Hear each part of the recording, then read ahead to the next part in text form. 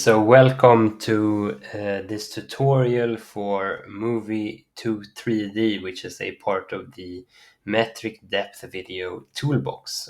The toolbox contains many different tools for various things like camera tracking and other things, but today we'll focus on the tool MDVTool 3D, which takes a movie, it splits it up into scenes and converts each scene into a stereoscopic side-by-side scene.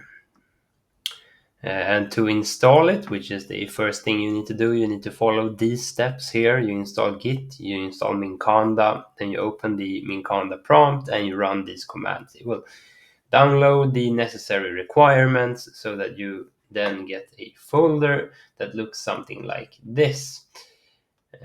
What you want to do then is you want to press this start MDVTool3D.bat. It will open a console window and then you'll be asked to select a video. So we'll do that.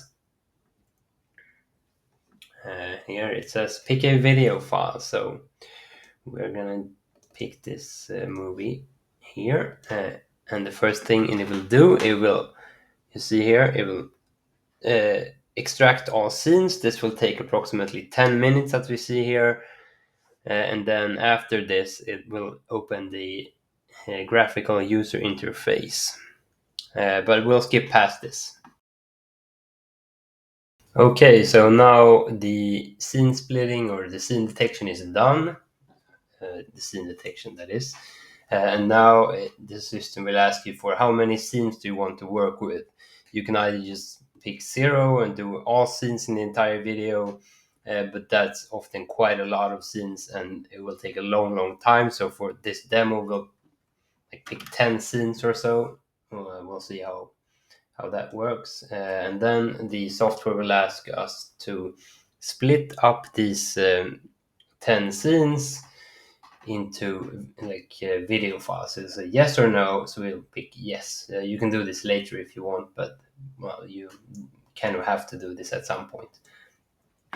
So you press that one and then it starts to split up these scenes into videos. You can see down here in the console that it's currently doing scene number 1, which is the longest scene we can see. It's 956 frames long and about 40 seconds.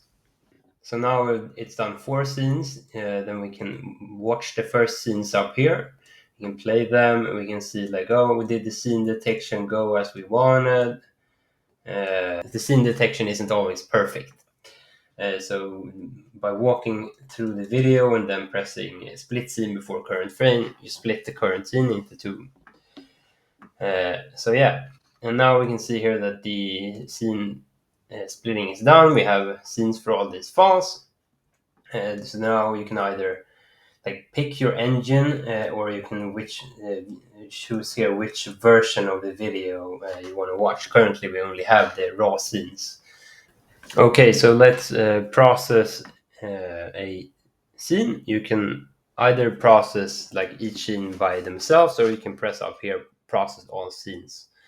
But we'll pick a scene that looks interesting, this one, and then we'll press here, convert this scene. What you'll see then is all the steps of the conversion, doing their things down here. This will take a few minutes.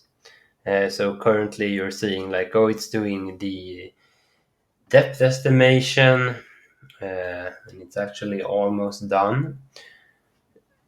So when that is done, you'll be able to select a different version to view here, which is then the depth. So now we're seeing here that the max depth that the model estimated was about 12 meters. So let's make sure that thing updates, and now we can press depth. So here we go. So here's the depth video that was generated for that. So you see these ridges here. They all mean approximately 35 centimeters or a foot or so. But we'll wait for this to be finished. It'll take a couple of minutes and we'll be back. Now the scene is done, so we should be able to click all of these. So you can see we have a depth video, we have a mask video, uh, we have a side-by-side rendered. You can see all the black stuff here, which is the parallax stuff. We're not going to change that. We have the infill mask video, which tells the infill model where to apply infill. And we have the final infill version. Here you can see like it's a little bit blurry here, which is how like the infill model isn't perfect because it doesn't actually know what's behind these types of things, but it does the best job it can. So then we can look at the output here. You don't like this output doesn't really matter. It just shows you that stuff is happening, and if there's an error, you'll see it here as well. But hopefully, you should not be having any errors. And if you do, please make a GitHub issue. There might be some issues with like low memory GPUs. I think some of those things we can fix. But if you just post on the GitHub, we can fix it or try to fix it. So yeah, that's one scene. But obviously, you want to do the entire minute and a half that we've chosen. So we'll just press process all scenes. And process all scene goes a little bit faster because it can do scenes in parallel. But it's still kind of a slow process, so we'll be back in a few minutes after that is done. Now the processing of all scenes is done, so you can scroll up here and see what it did if you want to. But essentially what it has done, it has created infilled frames for all the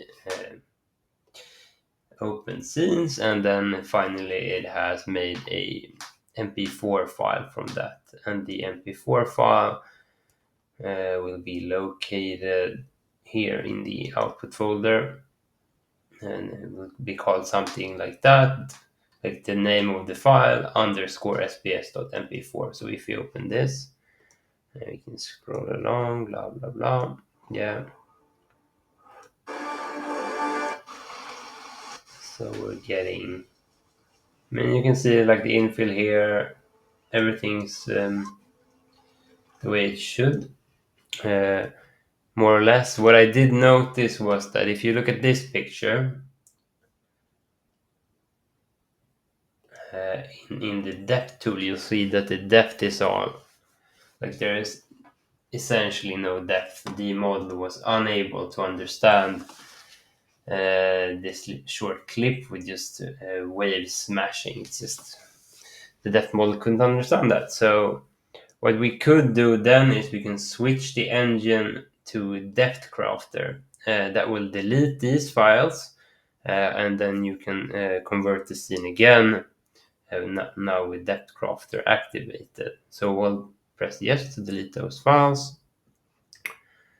Now those should be gone. I mean, you have the mask left because the mask is still the same. But let's convert this scene using Depth Crafter. Yes. So now we've converted the scene through Depth Crafter. See, like the Depth Crafter didn't do a great job either, but at least it's kind of understood that there's a wave coming and it's like going over the screen. So that's how everything works. If you do these types of like alterations afterwards, what you need to do is to press process all scenes again to actually render it into the final MP4. But that's a fairly quick process. You're not going to have to re-render all of the infill and all those types of things. It's just taking all the pre-made videos and like combining them into a final video file. Yeah.